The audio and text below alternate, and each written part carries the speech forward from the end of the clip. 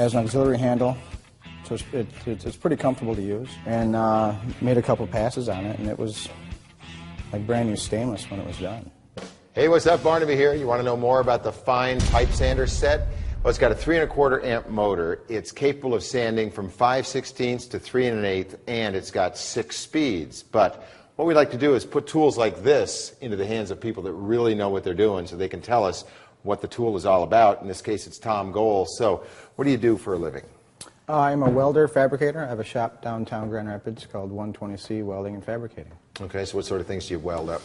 It's mostly just general fabrication, parts and pieces for industry and things that you would never see, you know. Okay, so when we put this tool into your hands, tell us about how it all went for you. I mean, it's a pretty specialized tool.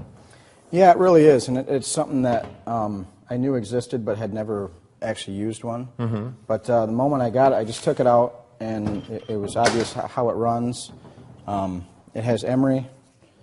It also has Scotch-Brite attachments. You don't need any tools to put the grits in it, which is real nice. Has an auxiliary handle, so it's pretty comfortable to use. Mm-hmm. It's a heavy tool, yeah, but it needs to be. Has a simple switch on it with a delay. It doesn't just fire right up.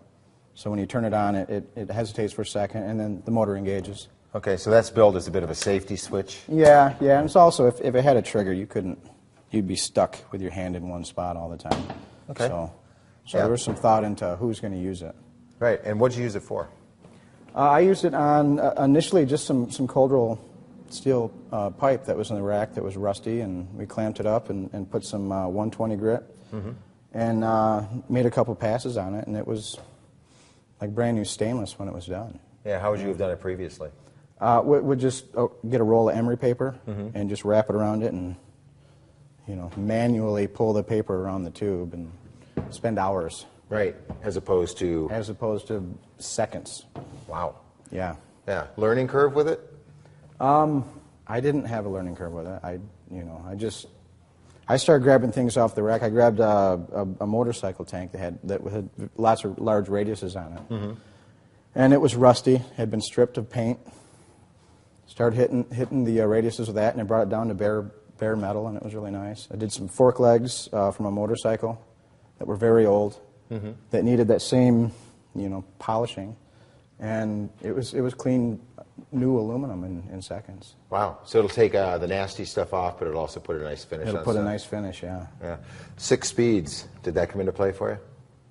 It did, but I didn't. I think the slower speeds, maybe for the heavier grime, or maybe if you join a tube and it's welded, you're going to put a heavier grit paper in it, turn the speed down, and actually grind that weld down. Yeah. And then go to a higher grit paper and turn the speed up and get more of a polish to it.